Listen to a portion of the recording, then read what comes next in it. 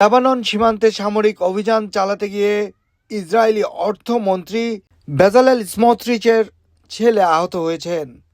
একই সঙ্গে আহত হয়েছে আরও ৮ জন ইসরায়েলি সেনা সদস্য। তাদের মধ্যে ৫ জনের অবস্থা গুরুতর বলে জানিয়েছে ইসরায়েলি সামরিক কর্তৃপক্ষ।